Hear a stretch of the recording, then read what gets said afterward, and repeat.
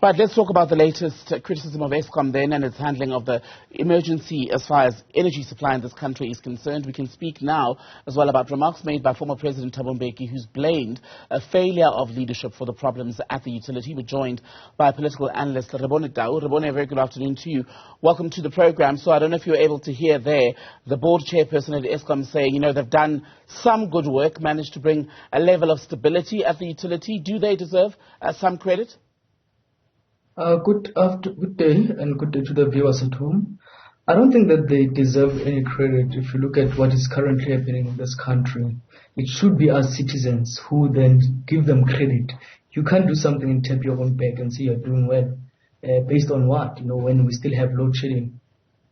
So yesterday, the former President Thabo Mbeki, speaking at UNISA, echoed a comment that was in fact made on the show yesterday by the former Statistician General Padile Hosla, that what's happening at Eskom is that the people who are in charge are a poor fit in terms of skills, and that's why they're unable to fix the problems at the utility. But can we have an honest conversation about this crisis in South Africa without going back to how many of the problems manifested under the presidency of Mbeki?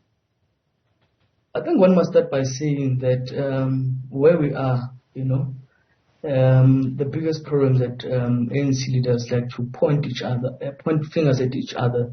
If you look at what normally happens, there is no continuation. You know, you will sometimes even think that it's a different party that is leading.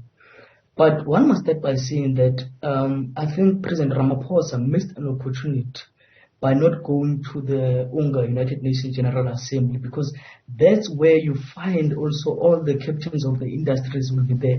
And definitely you'll find that those who are in the energy sector are also there.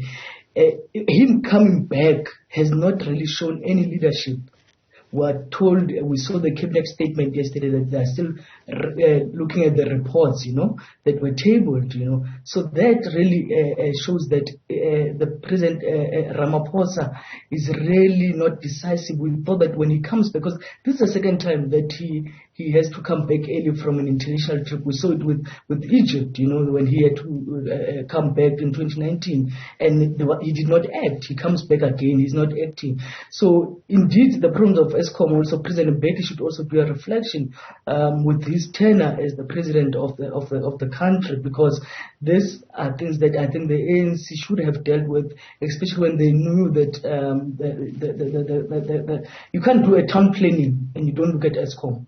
You know, when you see people are moving from different areas, you are giving electricity to people in the rural areas, because during apartheid days, some towns or villages don't have electricity.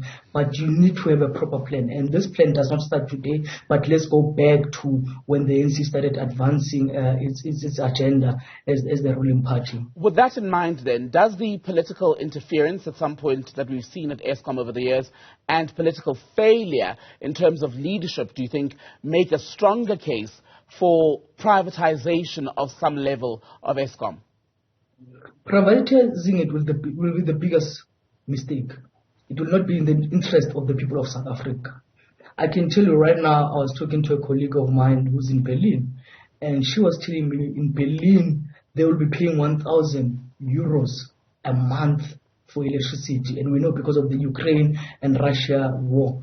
Now, because of that is because of the electricity or the energy industry has been privatized. We don't need that. Looking at the economy of this country, looking at how many people are unemployed, looking at the poverty that we see every day, privatizing it will just be for a bunch of elites, but the majority, even the middle class of this country, I always say that they're indebted. I don't think that they will be able to afford electricity or the cost of living once it is privatized. So that will be the biggest mistake that the ANC-led government would if they would take that route of privatizing Eskom.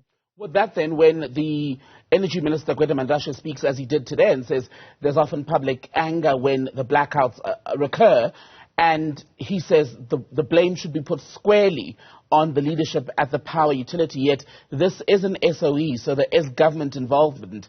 How fair an assessment has he given? Is it not to some degree disingenuous to want to absolve politicians of any blame for where we are? This is not only a one-man show. Indeed, you are right. Politicians also need to take responsibility the ANC is the ruling party that has been ruling since 1994, needs to take responsibility in each and every election. By the way, in every manifesto of the elections of the ANC, they still speak about giving us electricity and so forth. And a few months down the line, if you look at the manifesto of the 2021 local government elections, they spoke about the issue of electricity, having a stable electricity. But local government elections were last year, 2021. Where in 2022, we don't have stable electricity in this country. So what is it that they are promising the people of this country? So you can't be also right now, I've not heard anything, coming outside from the ANC, especially right now, in terms of being very frank and honest about the situation, because they are the government of the day. They have promised to deliver to the people of South Africa electricity, and they are not delivering it at this present moment, which is also affecting small business, which is affecting the economy of this country. We know that the unemployment rate is high. With not a stable economy, even investors are very skeptical to invest in such a country because then it's not good for business. Do you think then, Rebone, quickly, as we edge closer to the 2024 general election, that load shedding, the power cuts, are likely to become more of a voting issue? And will it matter along social class more, perhaps going into 2024? And when you look at the frequency, especially, of these power cuts?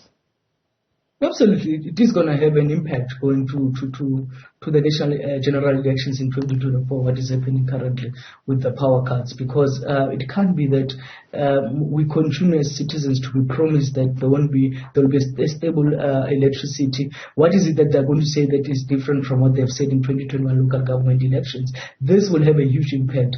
That's why I'm saying that it will not only be about only the people in the villages, but also you have people in the urban areas who just feel that this is just too much.